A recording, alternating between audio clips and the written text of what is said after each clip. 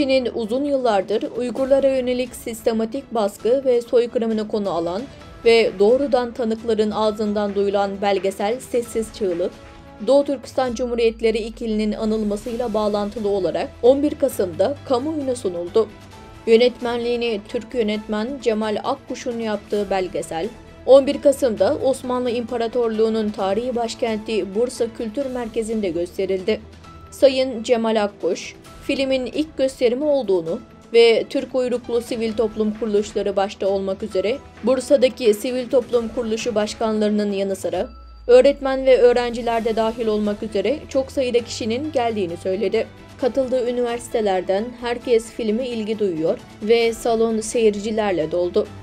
Etkinliğe ev sahipliği yapan Türk Dünyası Yörük Türkmen Birliği Genel Sekreteri Cemal Akkuş şunları söyledi.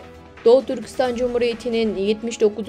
ve Doğu Türkistan İslam Cumhuriyeti'nin 90. yıl dönümü münasebetiyle Uygur soykırımını Bursa'da anlatan Sessiz Çığlık belgeselinin gösterimini gerçekleştirdik.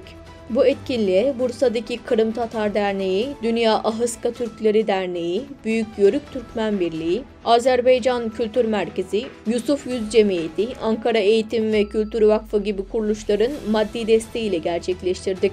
Sayın Cemal Akkuş, Sessiz Çığlık belgeselinin içeriği hakkında şunları söyledi. Bu belgeseli hazırlamak için internetten videolar, Doğu Türkistanlı kardeşlerimizin, Türk ve yabancı gazetecilerin çektiği videoları topladık.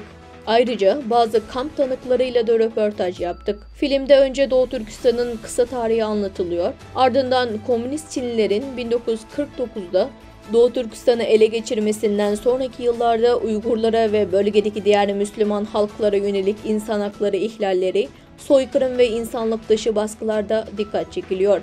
Bursa Uludağ Üniversitesi resim öğretmeni Dr. Erdem Özdemir, törende tutuklu Uygur şarkıcı Abdurrahim Heyt'in şarkılarını dutar eşliğinde seslendirdi. Filmi izledikten sonra hepimiz çok etkilendik. Çünkü daha önce Uygurlarla ilgili böyle bir belgesel görmemiştim. Başka dillerde yapılmış olabilir ama Türkçe yapılmış en iyi belgesel diyebiliriz. O yüzden bunu tüm Türk halkına göstermemiz lazım dedi. Türkiye Radyo Televizyon Kurumu, Türkiye'nin Sesi programında çalışan Meri Kamil Kaşgarlı, Uygur katliamı ile ilgili belgesel yapan Cemal Akkuş Bey'in emekli, tecrübeli bir belgeselci olduğunu söyledi. Bu belgeselin başka dillere çevrilerek sadece Türkiye'de değil, diğer ülkelerde de gösterilmesi çağrısında bulundu.